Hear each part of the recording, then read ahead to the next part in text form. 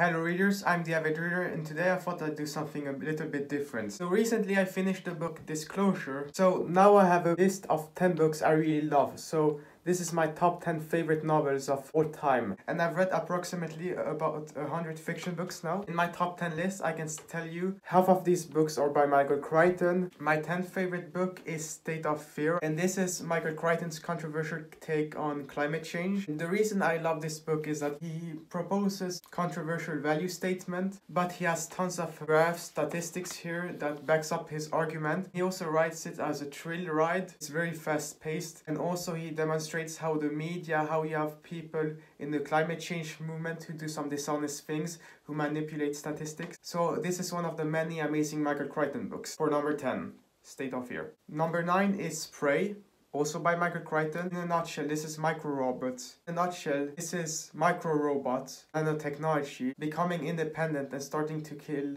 the people who created it. There's also a subplot about a crazy wife that's kind of fun in here. So number 9, Prey. Number 8 is Lustrum by Robert Harris. And this is the middle book of the Cicero trilogy. This is in two parts. First it talks about Cicero as the Council of Rome, the Roman Republic. And then it talks about his downfall, where people start hating him. So in this book you see his skill as a politician to save the Roman Republic, but then you see his downfall where he thinks a bit too much of himself. For that, this is the best Robert Harris book I've read so far. So Lustrum, number 8. And number 7 is Disclosure, and this, like many other Michael Crichton novels, it's a thrill ride, and this is one of his more controversial books. You can see how a woman can sexually harass a guy and then emotionally manipulate him and try to screw him over and get him fired. So very interesting power dynamic. So number 7, Disclosure. Number 6 is Misery. And this is the number 1 fiction book I recommend for you if you want to become a writer. Since the character here is a writer and he's kidnapped and he has to write a book for some crazy woman who's gonna kill him if he refuses, you get the best writing tips from Stephen King basically in a fiction book you could get. And it's also a psychological horror thriller. So Misery,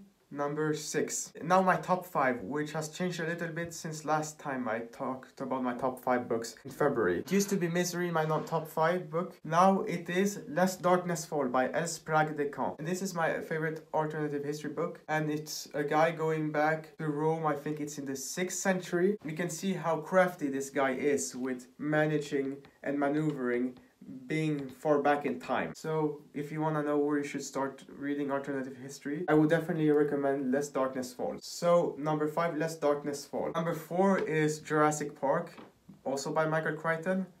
It's a dinosaur novel, and Michael Crichton combined with dinosaurs is just a really fun read. Really cool.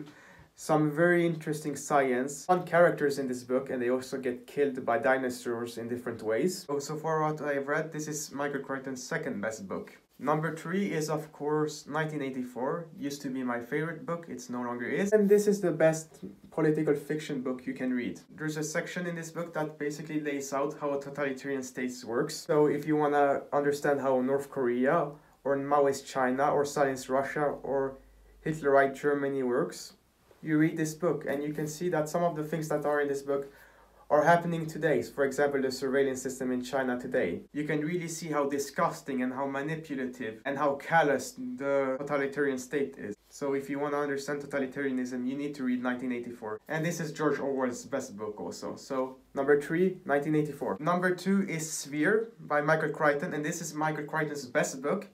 It's his most thrilling book, it's his most fast-paced book, and it's in the deep blue sea. That's just awesome. And you have some incredible quasi-alien stuff happening here. The characters in this book are great. You have people from different fields working together in the deep blue sea. They start getting killed, most of them die. It's mind-blowing, the twists and turns that this book has. If you want to read a thriller quasi-horror novel in the deep blue sea, you need to read Sphere. So number 2, Sphere. Now my favorite book is of course The Shining by Stephen King. Sphere is almost a perfect book. The Shining is a perfect book. I can't really find anything wrong with it. From the first sentence in this book, it's perfect. It's so easy to read. It's so fun to read. There is some horror in it. I'm just somehow entertained by the dynamics of the alcoholic and his family and how it is to be in a hotel. It kind of sounds cool to be alone in a hotel for a while.